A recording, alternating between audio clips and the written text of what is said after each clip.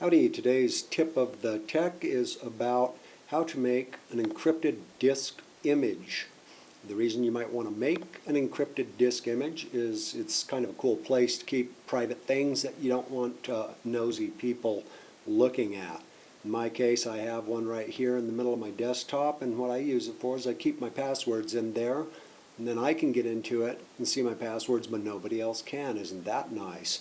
And so the way this thing works, encrypted disk image, is it's on my desktop. I double click on it. It asks me for a password. I give it the password and it opens my encrypted disk image. It actually mounts it right here on my desktop.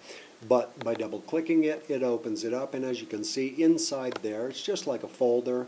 There are my secret documents. So now I'm going to eject it to get rid of it so that nobody else can come along and look at my secret documents. But how do you make one of these things? Well, glad you asked. Right down here in my applications folder is another folder called utilities, and inside that folder is an application called disk utility. So I'm launching disk utility, and right up here in the menu bar is a little icon that says new image. So we're going to create a new empty disk image. We're going to save it as, and I'm going to give it a name. This one I'm just going to call pass. I'm going to save it on my desktop. I'm going to give it a name down in this box here. I'm also going to call it pass. I'm going to give it a size. I'm not going to put too much in it, so I'm going to give it a size of 40 megabytes, not very big.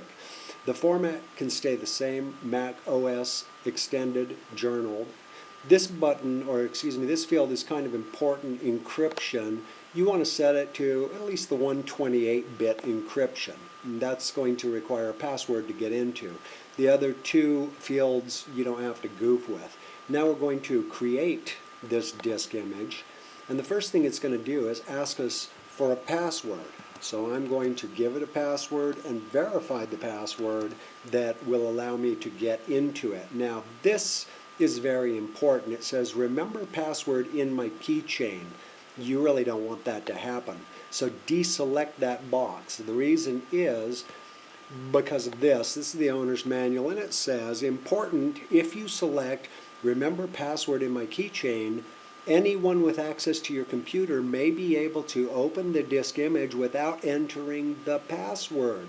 Don't want that to happen. So just make sure this box right here is deselected so it does not remember your password in your keychain. Then of course you click OK, and it creates your new disk image.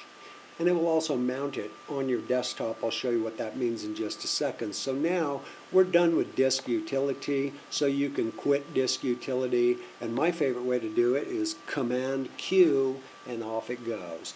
Now what I have, I'll place this out of the way. What I have on my desktop here is a new disk image, and it's the one we just created. It's called pass.dmg, and it's already mounted on my desktop. So let's Control click it and eject it.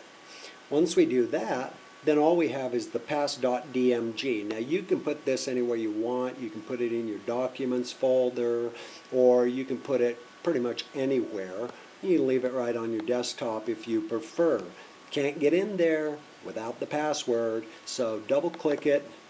The first box that pops up asks for your password. I'm putting mine in, and then I'm going to say OK, and watch what happens. See, it mounts it right there on your desktop. Then you double click it, and here you go. You can create a new folder in there, and you can call it whatever you want, secrets, passwords, whatever's clever.